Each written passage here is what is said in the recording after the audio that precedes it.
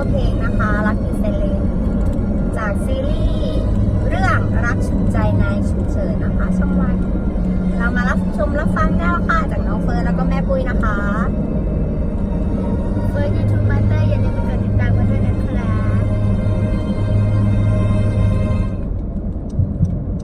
บางทีจะได้ย้อนได้ยินและฟังฉันสักหน่อย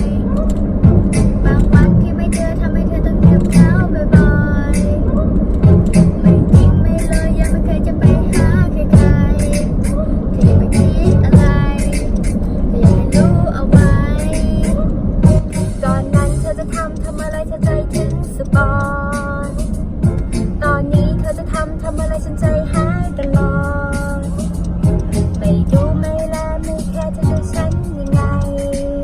จะไม่คิดอะไรแต่ฉันคิดได้ไหมก็เครื่องมันแฮงไม่อย่างนั้นก็เน็ตกากเฟซมันล่มก็ไลน์ด้วยอย่าคิดมากอย่าสื่อสารไม่ต้องพึ่งน้องพีราบแค่คิดถึงทำแค่นั้นฉันก็ทราบจะไปอยู่ตรงหน้าจะไปหาแน่แน่เธอจิ้วที่อยากจะเปอร์เซ็นต์เลยไปหาแน่แน่ยังไงคิดฉันเอาไว้ไม่ได้อยากถามแต่แค่อยากรู้ว่าเธอยังรักฉันไหมอยู่ใกล้แค่นี้แต่เหมือนเธอนั้นห่างไกลแสนไกลใจเธอวันนี้ไปเป็นของใครหาไม่เจออยากอธิษฐานให้ปาฏิหาริย์วันนั้นกลับมาได้ไหมไม่ว่าที่ฉันไม่ว่าเรานั้นจะอยู่ที่ใด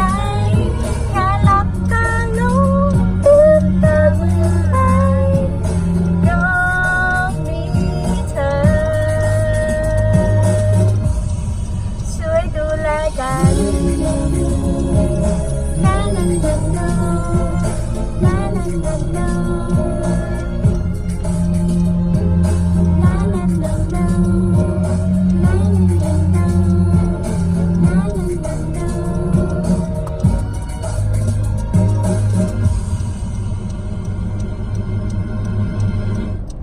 ก็เธอยังเป็นเธอคนเดิมๆที่ชอบคิดไปเอง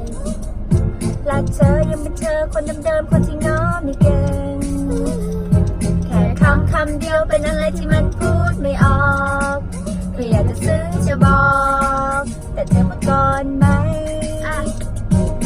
เครื่องมันแฮงไม่อย่างนั้นก็เน็ตกากเฟซมันล่มก็ไลน์รั่วอย่าคิดมากอย่าสื่อสารไม่ต้องพึ่งน้องพิราบแค่คิดถึงทำแค่นั้นฉันก็ทราบจะไปอยู่ตรงหน้าจะไปหาฉันแน่เธอจะอยู่ที่ไหนจะเปิดเซเลนไปหาเธอแน่ยังไง